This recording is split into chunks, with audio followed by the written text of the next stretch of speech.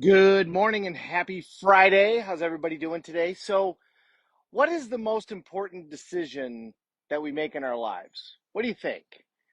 If you're watching this later, post it in the chat as to what you think is the most important decision that you make in your life. Is it your career, where you live, who you marry?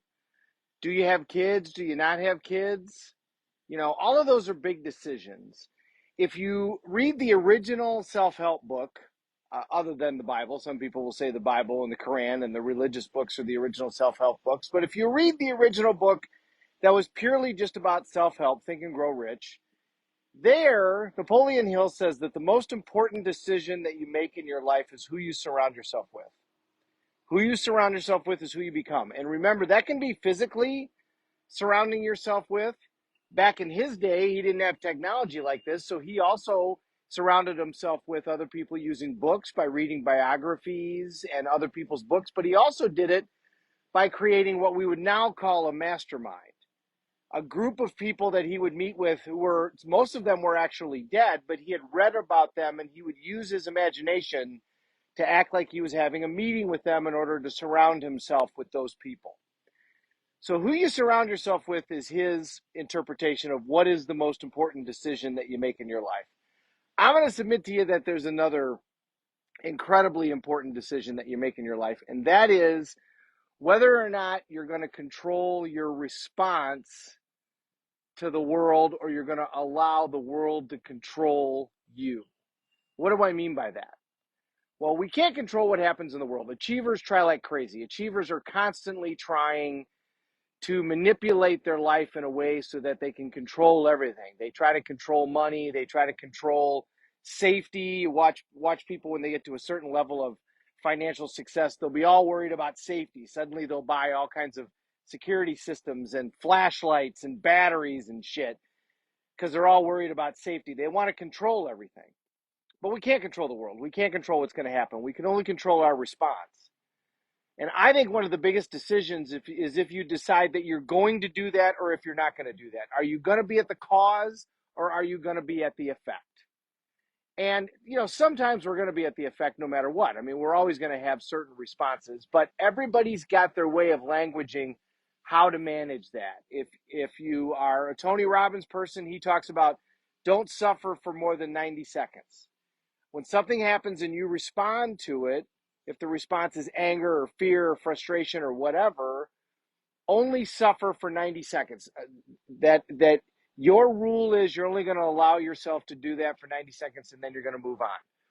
If you read 7 Habits of Highly Effective People, Stephen Covey talks about the gap, the point between when something happens and your response. And in that gap is where you get to make the decision about your life. And Tony Robbins actually talked about this a long time ago too, because he used to say that it's in the moments of decision that your destiny is shaped. And it's the same thing. It's all talking about that gap. It's talking about, are we going to control our response or are we not? So my question for you today, what's the biggest decision that we make in our lives? And I think there's a lot of them. Who you surround yourself with is definitely one of them, one of the top ones.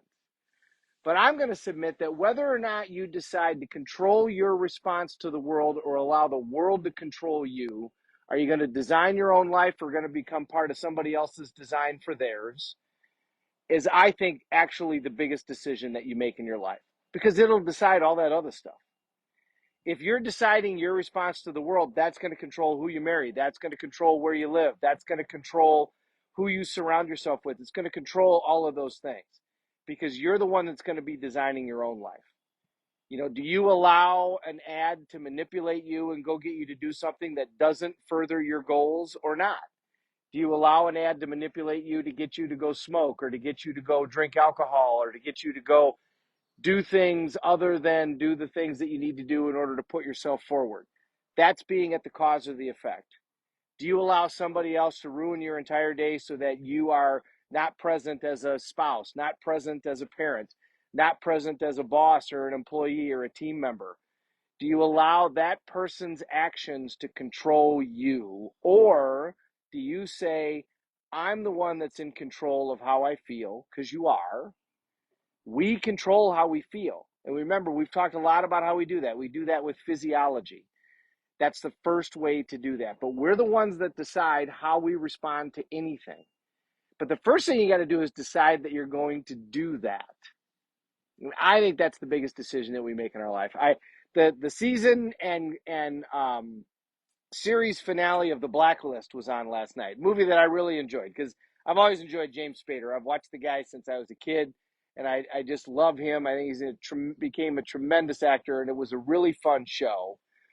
And at the end, I'm not a big poetry guy, but they quoted the only poem that really has ever impacted me: "Rage, rage against the dying of the light. Do not go quietly into the night.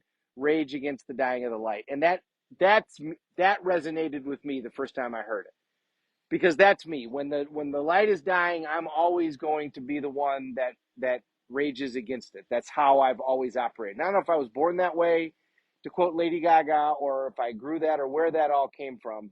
But either way, I've always looked at it as we're the ones that decide how we feel. You get to decide how you're going to respond to any given event. We can't control that a parent is going to die, but it's going to happen. I see every day people that deal with spouses, children, that in an instant a car wreck happens and all of a sudden a loved one is gone. And now they have to decide how they're going to respond to that particular event. And for some people, they don't ever get past it. And for some people, they use it as fuel to create something good in their life and in the world, AKA Mothers Against Driving, Amber Alerts, uh, America's Fugitive, whatever the lost, finding the fugitive guy. That guy, his daughter was kidnapped and they found her body like 24 years later or something terrible. America's Most Wanted. Those people turned a tragedy into something not only that was positive in their life, but was positive for the world. And how did they do that? They did that by controlling their response to the event. So ask yourself the question, what's the biggest decision that you make in your life? There's a lot of them. Where you live, who you marry, who you surround yourself with.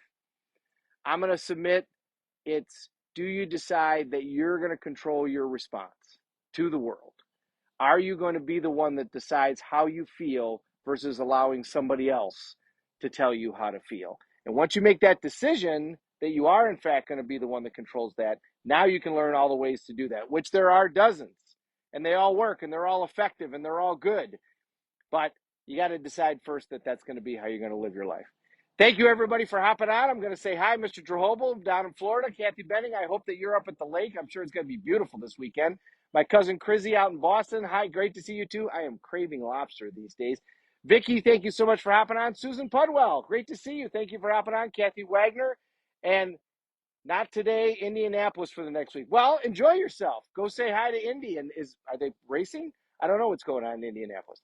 Thanks for coming on, everybody. Truly honored when people pop on, and everybody that watches. We're all in this together. Let's take care of each other.